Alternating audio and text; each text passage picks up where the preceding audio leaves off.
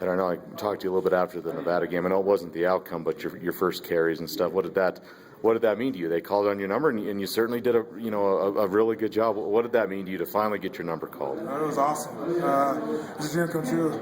Like I told you on Saturday, but it was an amazing feeling. A lot of people asked if I was nervous or not, but me and Brent, we hang out a lot, and I was a fullback last year, so I've been in the old line room, so I'm good friends with all those guys. So really, it was just being out there with my brothers more than anything, getting that shot to show them and put in with that hard work that's paid off. Right. I know you told me, you're always ready to get your number called, but did you think it was going to get called in this game? Well, I had a good idea. Coach Callaghan told me that I was going to be running short yardage. So I knew I would have a chance, I just didn't know when. And I was just waiting for it. Like, I knew as soon as my number was called, I was going to go out there and just leave it all on the field. So what was the last time you probably carried the ball was when you were a senior in high school, right? Other than in real games. So, when they called your number when you went out there the first time, what's going through your mind, or do you even remember, or were you even thinking about anything really? It's funny because the first thing I was thinking was through the week of practice, I was getting antsy before the snap was. I was kind of rolling in my start, so I was like, just don't false start, just don't false start, just don't false start.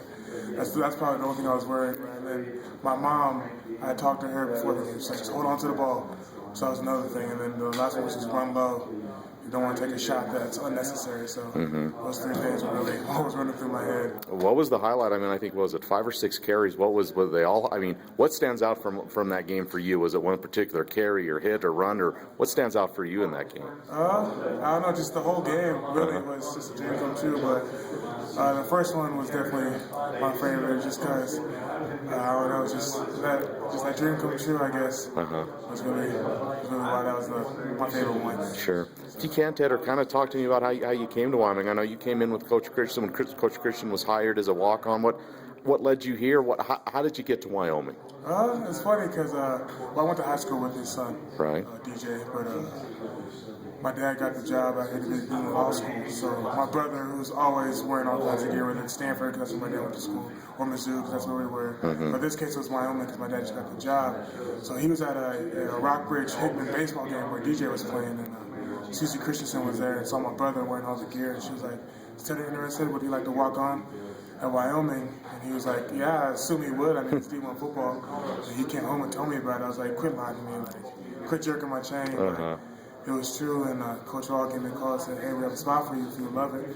I said, "Yeah," and then I think the next week after that, I went to Coach C's house, talked to him about it, and agreed to come out here. So definitely a spur of the moment type thing, but right. It happened. If you hadn't come out here to walk on, Tedder, what do you think you'd be doing? Did you have any other offers at some other schools, or what do you think you'd be doing if that all didn't transpire? Right, and I came into NIA school, Central Methodist in Fayette, Missouri.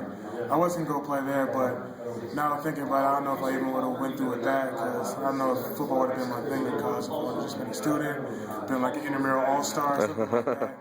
But you can never let down the D1 chance, so that's why I really wanted to make the most of it. It's a nice story when, as a walk-on, you put the work in and it pays off, but that can't be easy, and there's got to be a lot of times where you get beat up on the scout team, or I'm not saying they don't treat you well as a walk-on, but it's certainly probably not the same as the superstars. So what kind of advice would you have for walk-ons at any level of any sport to, for the experiences that you've been through?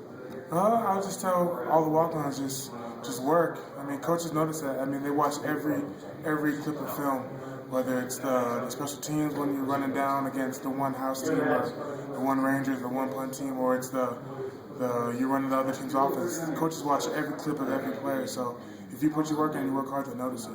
So.